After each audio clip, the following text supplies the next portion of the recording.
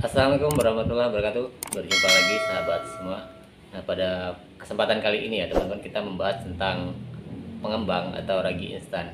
Nah, ketika teman-teman ya membuat donat, roti ataupun odading, nah, pernah tidak ya ternyata kelupaan pengembangnya atau ragi instan, dan hasilnya kan seperti apa? Tentunya sangat fatal ya teman-teman, karena saya sendiri sudah pernah, bahkan beberapa kali ya, sampai lupa gitu, padahal sudah kegiatan kita sehari-hari ya, bahwa pengembang itu kan hal yang pokok, tapi bisa lupa gitu kan. Nah, jadi manusiawi ya teman-teman. Jadi ini suatu pengalaman bagi kita sendiri ya, ketika kita berdagang, usaha, dan kemudian juga ketika kita membuat hanya untuk, artinya hanya untuk hiburan, itu membuat makanan cemilan di rumah, bisa gagal.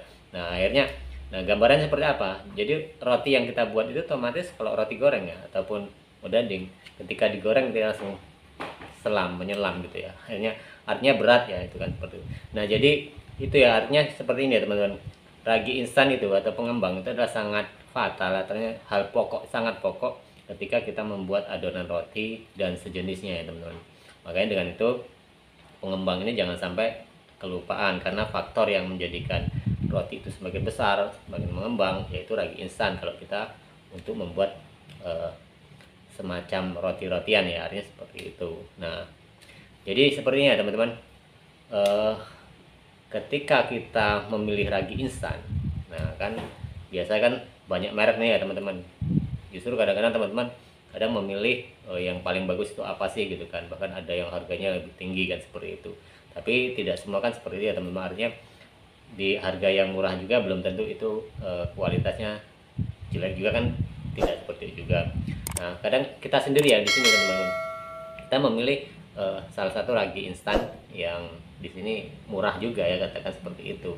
Artinya kan secara kualitas untuk mengembangnya itu kan berarti kan ya lumayan, artinya tidak kalah jauh dengan ragi instan yang harganya relatif di atas kan, seperti itu kan. Jadi itu tetap jadi ya. Jadi teman-teman kalau memilih ragi instan ya tentunya ya selera masing-masing juga kan, seperti itu. Karena sebenarnya ada kekurangan setiap ragi instan itu, dan pastinya juga ada kelebihan masing-masing. Contohnya seperti ini, saya hanya memberikan contoh ya teman-teman.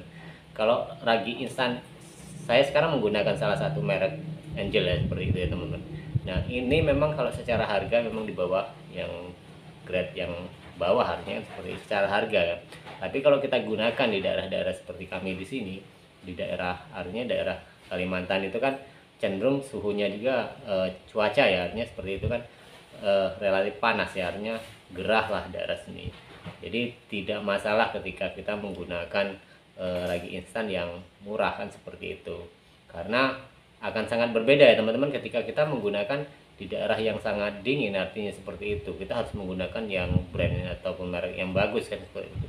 Jadi ini jadi suatu pengalaman kita juga teman-teman ya. Jadi ragi instan murah pun tidak masalah ketika kita gunakan. Nah, yang menjadi kekurangan apa? Kadang-kadang seperti itu ya teman-teman. Jadi kadang seperti ini ya teman-teman. Ada ragi instan itu yang kita gunakan dia cepat ngembang, tetapi dalam masa reaktifnya itu ragi instan tersebut cepat habis. Itu biasanya terjadi seperti itu. Nah, jadi kalau mau menurut selera, saya tidak menyarankan teman-teman harus pilih apa, A, B, C. Itu tergantung teman-teman mencobanya dulu. Karena saya pribadi pun sudah beberapa kali memakai produk lain, artinya seperti itu ya. Dan semua punya keunggulannya, semua punya kekurangan, seperti itu. Nah, yang mantap saja hati kita yang memakai yang mana. Nah, ketika kami di sini kami memakai ini ya, merek Angel ya, seperti itu. Jadi dulu awalnya cerita teman-teman, awalnya dulu waktu ada namanya lagi instan, Sat instan ya dulu kan namanya. Itu dulu waktu pertama-tama saya jualan dulu tuh brand paling murah, artinya di bawah harga ya teman-teman.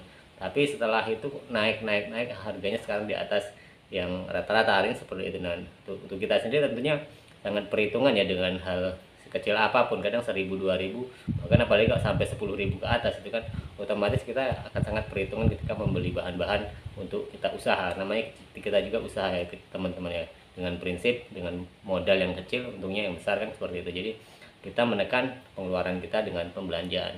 Nah, itu salah satu penyebabnya ya teman-teman, Jadi ragi instan itu biasanya kalau pas harga murah pada awal-awalnya, apalagi dia keluaran produk baru, biasanya kan seperti itu. Lama-lama karena laris biasanya akan sangat mahal.